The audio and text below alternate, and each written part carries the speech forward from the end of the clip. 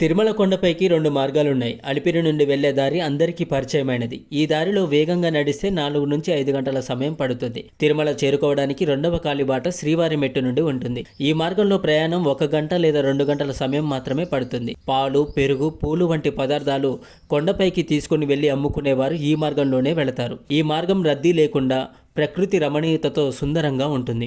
ఈ దారిని మెట్ల దారి అని కూడా అంటారు. అనగా ఇవి 100 మెట్లు కాదు, సుమారు 2388 మెట్లున్నాయి. తిరుమలకు వెళ్లడానికి ఇది చాలా దగ్గర దారి. గతంలో శ్రీనివాస మంగాపురం వద్ద మంగాపురం అనే రైల్వే స్టేషన్ ఉండేది. ఆ రైలు మార్గంలో అనేక రైళ్లు ఇక్కడ ఆగేవి. అక్కడి నుండి భక్తులు 100 మెట్ల దారి గుండా కొండపైకి వెళ్లేవారు. ప్రస్తుతం ఈ మెట్ల దారి అంతగా ప్రాచుర్యంలో లేదు. స్థానికులకు తప్ప ఇక్కడ మరొక మెట్ల దారి ఉందన్న సంగతి సుదూర ప్రాంతాల నుంచి వచ్చే వారికి తెలిసేది కాదు. అలిపిరి కాలిబాట మొత్తం సుమారు 12 కిలోమీటర్లు ఉంటుంది. దానిలో దాదాపు 3550 మెట్లు కలిగి ఉన్నాయి. అలిపిరి మార్గం ప్రస్తుతం అధికంగా వాడుకలో ఉన్నందున శ్రీవారి మెట్టు నుండి వెళ్లే దారి గురించి చాలా మందికి తెలిసేది కాదు. ఇది కేవలం 2.1 కిలోమీటర్ మాత్రమే ఉంటుంది. అయితే ఈ కాలిబాటలో సమస్య ఏమిటంటే దీనికి చేరుకోవడానికి రవాణా సౌకర్యాలు ఎక్కువగా లేవు. ఆంధ్రప్రదేశ్ రాష్ట్ర రోడ్డు రవాణా సంస్థ వారు ఇక్కడికి తిరుపతి నుండి చంద్రగిరి, శ్రీనివాస మంగాపురంల మీదుగా ఒక బస్సును నడుపుతున్నారు. దేవస్థానం వారి ఉచిత బస్సు సేవ కూడా రైల్వే స్టేషన్ కు అలాగే బస్టాండ్ అలిపిరి నుండి శ్రీవారి మెట్టు వరకు అందుబాటులో ఉంది.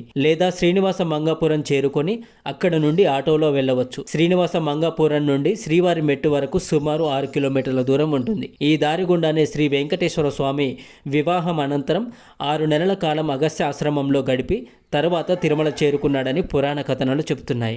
నడిరేయి ఏ జామునో అలమేలు మంగను చేరడానికి దిగివచ్చే స్వామి ఒక అడుగు ఈ శ్రీవారి మెట్టుపై వేసి రెండవ అడుగు అలమేలు మంగాపురంలో వేస్తాడని ప్రతీతి. చంద్రగిరిని వేసవి విడిదిగా చేసుకున్న విజయనగర చక్రవర్తులు శ్రీవారి మెట్టు నుండి ఉన్న మెట్ల దారిలో తిరుమలేశుని దర్శనం చేసుకునేవారు. తన దేవేరులతో కలిసి శ్రీకృష్ణదేవరాయలు ఈ మార్గంలో అనేక పర్యాయాలు నడిచి స్వామివారిని దర్శించుకున్నాడు. ఈ మార్గంలో ఒకప్పుడు వర్షం వచ్చినా ఎండ ఎక్కువైనా రక్షణకు పైకప్పు ఉండేది కాదు. తిరుమలకి కాలినడకన వచ్చే భక్తుల సంఖ్య రోజు రోజుకి పెరుగుతున్న నేపథ్యంలో అప్పటి టీటీడీ అధ్యక్షుడు చొరవతో ఈ మార్గాన్ని కూడా అభివృద్ధి చేయడం జరిగింది. అలాగే మీలో ఎంతమంది శ్రీవారి మెట్టు నుండి ఆ తిరుమలేశుడిని దర్శించుకున్నారో తప్పకుండా కమెంట్ చేయండి. Thank you for watching this video. Please subscribe my channel. దయచేసి మీకు ఈ వీడియో నచ్చినట్లయితే లైక్ చేయండి, కమెంట్ చేయండి.